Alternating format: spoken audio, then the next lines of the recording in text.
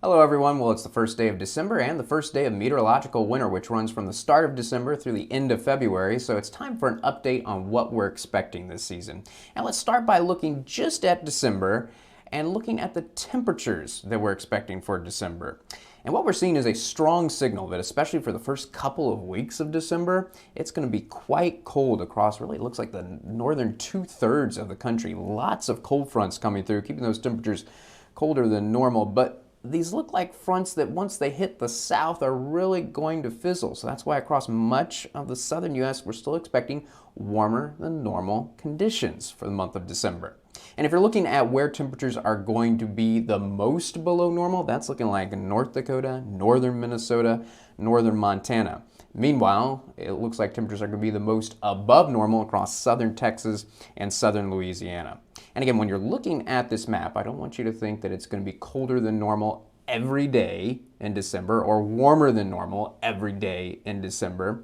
The best way to think about this is if you're in northern Montana, North Dakota, northern Minnesota, you're probably going to be saying throughout the month of December, geez, it's been awfully cold lately. Meanwhile, if you're in southern Texas or southern Louisiana, you're probably going to be saying, geez, it's not feeling like December. It's been awfully warm. So that's the best way to think about this. Now let's look at precipitation. And keep in mind, this includes both rain and snow. So we're including both here in overall precipitation. And there are two areas in December that really stand out to us as being wetter than normal. One bullseye particularly focused in Northern California and Southern Oregon, but really in general kind of spreading across Idaho and on into Montana. And also a bullseye in Kentucky and Northern Tennessee, looking quite wet there. Multiple rounds of rain again and again, it looks like.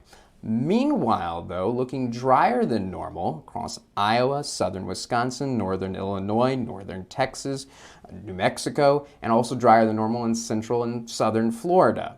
So you might be wondering, well, what's going on there? Aren't we going to be seeing a lot of cold fronts?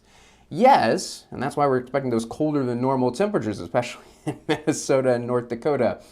But it looks like with a lot of these fronts that we're going to see in December, they're going to be dry cold fronts.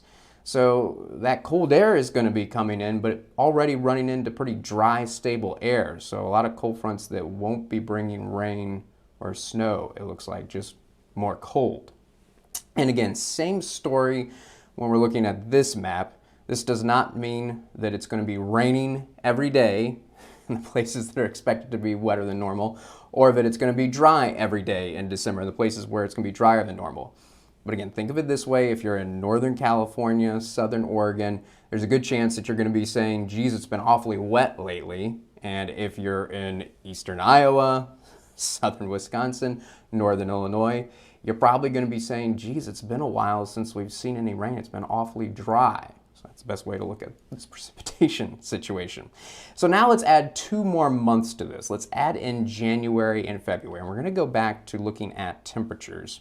And the big change here is it looks like the cold air is going to be more limited farther to the north, and actually warm air is going to spread to more locations as we get into January and February. Particularly, it looks like across the northeast. Notice those shades of orange spreading there. Where we're expecting the most above normal temperatures, though, is across the southeast, looking like a very warm winter for our southeastern states. But yeah, looking pretty cold in those same places we were talking about in December. It looks like that trend is going to continue into January and February for Oregon, Montana, North Dakota, and particularly northern Minnesota. So now let's talk about precipitation.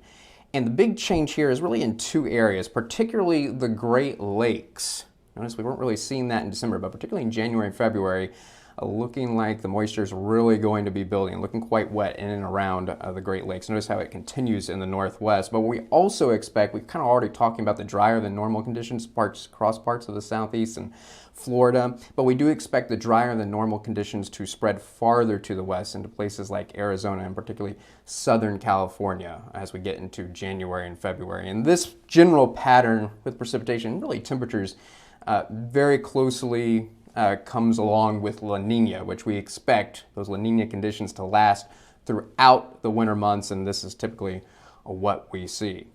So I know, though, that there's one big question that you all have, and the biggest thing when it comes to winter is, what about snow? So when we're talking about snow, we have to talk about where the most below normal temperatures are going to be, and where the wettest conditions are going to be.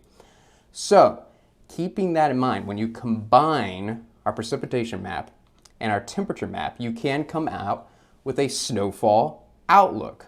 So we're expecting the most below normal temperatures and the most above normal precipitation is in eastern Washington, northern Idaho, and western Montana. So you can say that that portion of the country has the highest chance of seeing snow. This is probably where we're going to see the most rounds of snow, especially up in the Rockies at high elevation. There's probably going to be a lot of snow this winter. Meanwhile, looking at the part of the country with the most above normal temperatures and the most below normal precipitation, that looks like southern Georgia and northern Florida. So, and generally, as you know, Florida doesn't see snow very often, but the chance of seeing snow this year looking even lower than normal. So another good way of looking at this is if you're a snow lover, the place to be is going to be in Washington, northern Idaho, and Montana. If you hate snow, the place to be, Florida, southern Georgia.